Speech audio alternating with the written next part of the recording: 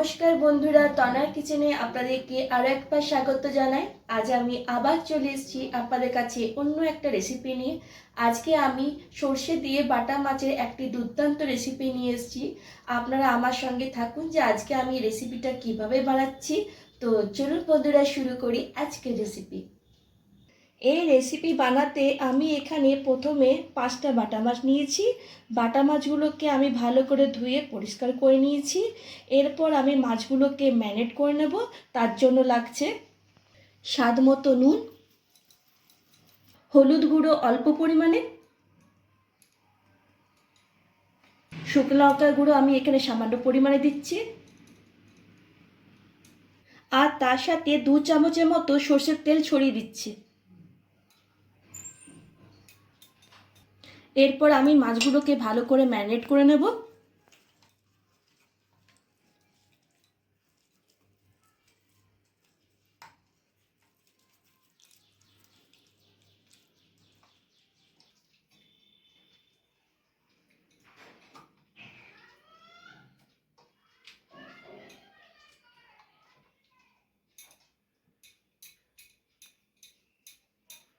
Marinate করা হয়ে গেছে। এরপর আমি মাছগুলোকে ভেজে নেব।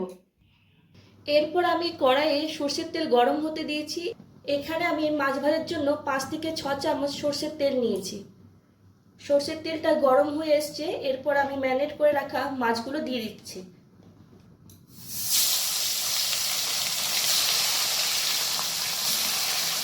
মাছগুলোকে আমি উল্টে পাল্টে ভালো করে ভেজে নেব। মাছ ভাজা হয়ে গেছে। এরপর আমি প্লেটে তুলে নিচ্ছি।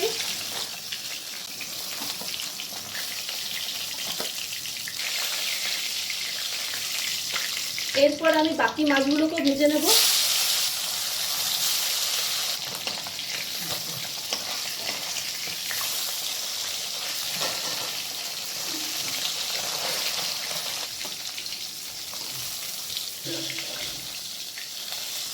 আর আমি একটা বলে 2 চামচ কালো সর্ষে, 1 চামচ সাদা সর্ষে, 1 চামচ পোস্ত, ঝালের জন্য 4টে কাঁচা লঙ্কা আর সামান্য পরিমাণ জল দিয়ে 5 মিনিটের মতো ভিজিয়ে রাখবো। তারপর আমি মিক্সিতে পেস্ট বানিয়ে নেব।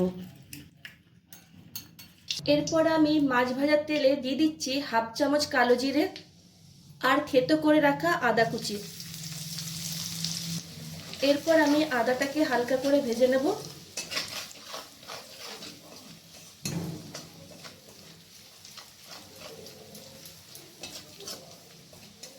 রংটা যাতে ভালো আসে তার জন্য আমি দিয়ে দিচ্ছি সামান্য পরিমাণে হলুদ গুঁড়ো আর সামান্য পরিমাণে কাশ্মীরি রেড চিলি পাউডার।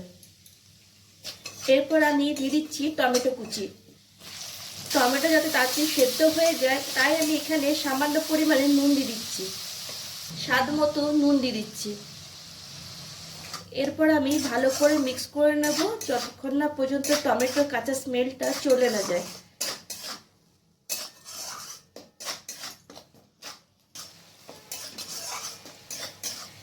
এরপর আমি সর্ষে আর পোস্তুর পেস্টটা দিয়ে দিচ্ছি।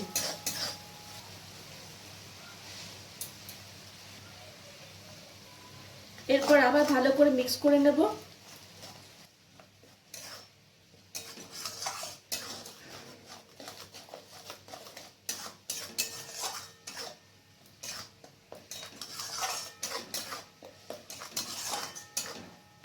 আর তার সাথে সামান্য পরিমাণে চিনি দিয়ে দিচ্ছি। এরপর মশলাটা থেকে যতক্ষণ না তেল ছেড়ে বেরিয়ে না আসছে ততক্ষণ পর্যন্ত নেড়ে যাব।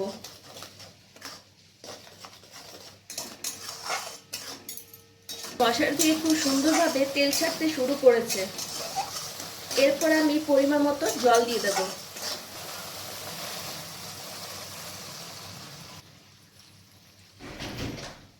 গ্রেভিটা ফুটে এলে ভেজে রাখা মাছগুলো দিয়ে দেব।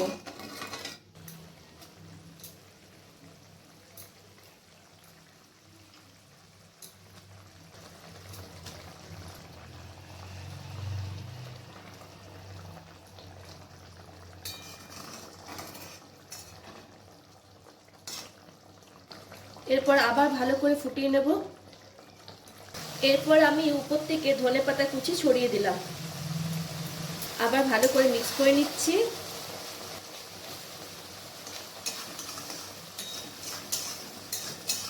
ব্যাস, রেসিপি কমপ্লিট। এরপর আমি গ্যাসটা বন্ধ করে দেব। এরপর প্লেটে সার্ভ করে দেখানোর পালা।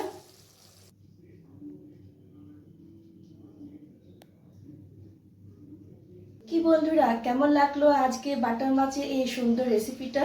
ভালো লাগলে ভিডিওটিকে লাইক আর শেয়ার করবেন, আর অতি অবশ্যই আমার চ্যানেলটিকে সাবস্ক্রাইব করবেন। আজ এই পর্যন্তই। নেক্সট ভিডিওতে আপনাদের সঙ্গে আমার আবার দেখা হবে অন্য একটা রেসিপি নিয়ে। ততক্ষণ পর্যন্ত টাটা, বাই বাই।